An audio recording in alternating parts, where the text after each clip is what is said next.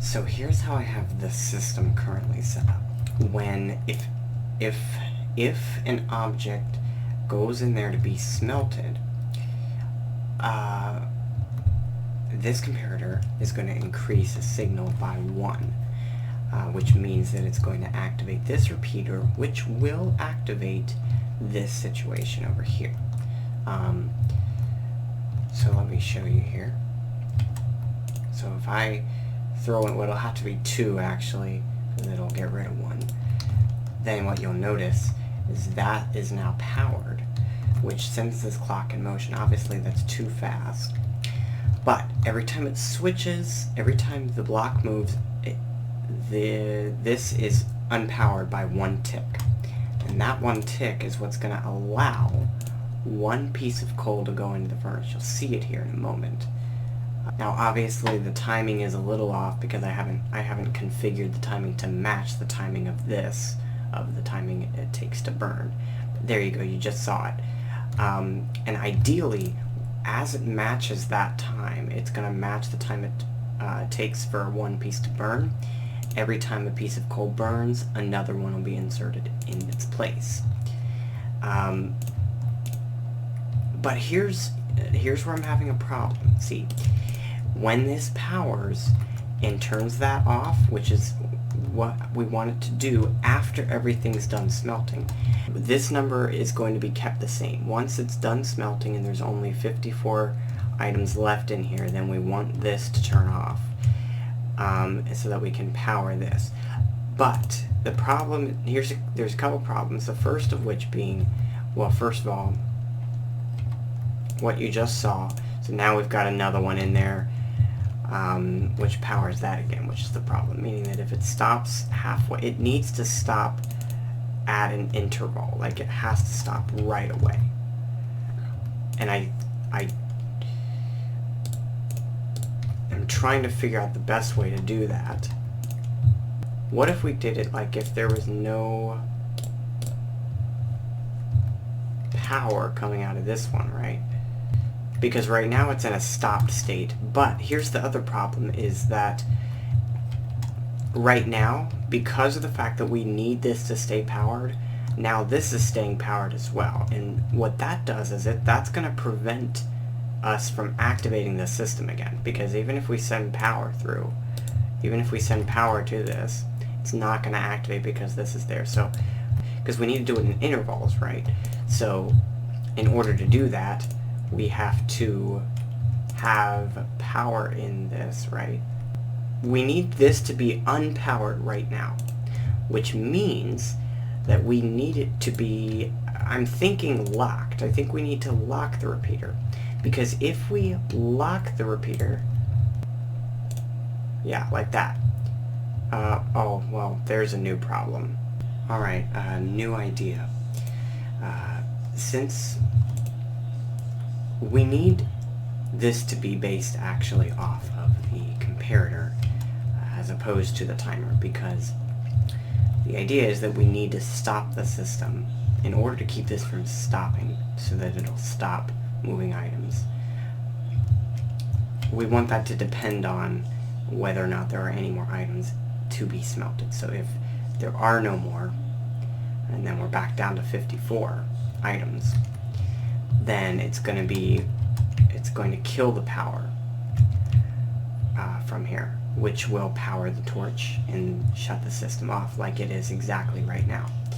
So I want to test to see, this should work right. If we throw in a couple cobblestone, it should deactivate it first and then activate the system to get it started up. So let's give it a go. So now it's smelting. Now, okay, the system has activated. So the way that this should work is that after all these items go through, which I believe I counted this right, I believe this is 80 seconds, which is equivalent to the amount of time it'll take this to go all the way through. Now once, this is how this should work. Once we get down to 1 item in here, because that'll be a total of 54, this will decrease, which should power this back up, which should change the state and stop the system. But I foresee a bug with that, which is this. Yep. So now the whole system has halted. It's paused. And that is still going, which is ideal, which is what we need to avoid. We needed to avoid that. Okay, so now I've got to address that problem. I'm trying to brainstorm how we can do this to where even if this powers, which is correct, it does need to be based off of this, I think, because we can't really base it off this because of the fact that this always stays powered. It can't be based off this line for that reason, and it also can't be based off of this. I mean, it might be if we get a signal pulse off of here, which is something I looked at. So that way, by the time this does empty, which let's check it out, make sure it kind of looks right. Uh-oh. Aha. So, okay, yeah, I forgot because of the fact that there's 53 in there. That means that, so we'll need to put 9 in there is basically what that means. So, we're getting there. So where was that cutoff point?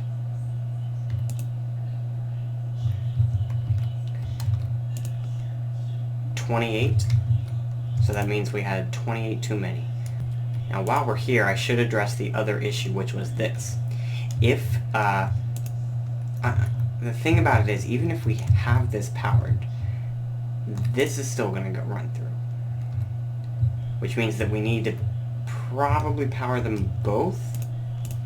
Yeah, so we'll need to power them both, but we need to do it at the same time, and we need to do it when they have finished. Which unfortunately I think does mean we'll have to somehow utilize one of these comparators, because there's nothing else we would be able to base that off of, I don't think. Now what this does mean, actually, hold on, now I'm thinking of something else. What this does mean is that once this empties, it's not actually going to send the blocks back, since this one is powered, right? So it's only going to run once, which is good if you think about it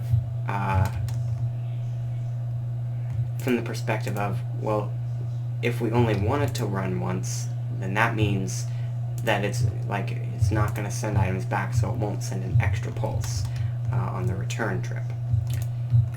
But we'll have to we'll still need to be able to control that. Let's see if it's matching up here. It's looking like it's going to be pretty close. Let's watch it, see what it does. Oh, yeah, did send it in there. So because this one's powered now, well, here's what would have happened. Obviously there would have only been 8 items in there normally, which means that we would actually have 54 right now. So I do need to clarify that first of all, because it means we'll have the right number. It'll just be offset a little bit. But the other thing is that normally this would have started back up again, and if we had, say, a stack of glass in there, we would have wanted it to start back up again. We want it to start going backwards so that it'll send another pulse after the next batch, right, automatically. So if we had like a whole stack in there, we would want it to go back and forth. Problem is that we need to be able to control that.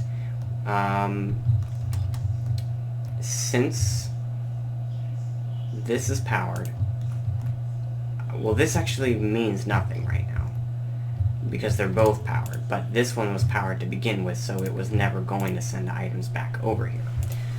So now I'm wondering how we can control that. Far more successful was the automated potion brewing system that I set up here. The system does work. I did get it all set up, but it only brews water breathing potions, of course, because of our theme here. And if you activate it again while it's already in the process of brewing, it will break the system because it'll mess up the timing. But that's not going to be too much of a problem because I am in complete control of that, so shouldn't cause me too many problems, and I can always adjust that down the line. But let me show you how it works here. So when you press this button, the whole system starts. Sends 3 water bottles in. It's going to start brewing. there's a delay which also sends a pufferfish too, and that is caused by how I have a delay here. There's a delay right here which will send the pufferfish down directly after the nether wart. After approximately 20 seconds, what you just saw there was that the RS NOR latch just reset, which will power this hopper. That'll prevent it from sending any more blocks back in here, which will start the system over. Now, after this is finished unloading, that torch will blink 2 or 3 times, which will allow the finished water-breathing potions to make their way all the way down into the hoppers below. I know that was really fast, and you may not have caught everything, but I was trying to be brief about it. I have provided pictures in the journal, so do check out the journal to see it all a little bit and read about it more in depth, but that is the gist of the system. One more detail that I didn't quite show you was the fact that, as you can see, it's not sending any more water bottles through.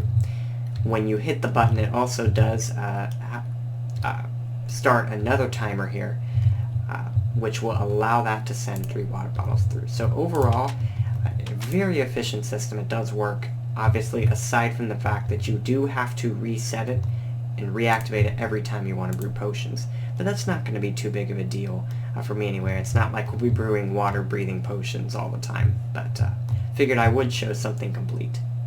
Hopefully down the line I can figure out this other feature about the indicating light.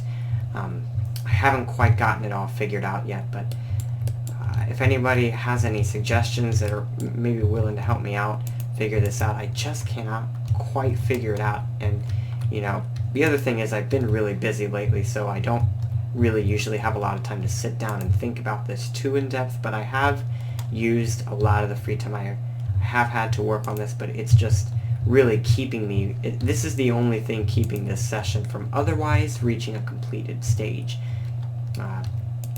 But you know what, I'm gonna just leave it the way it is.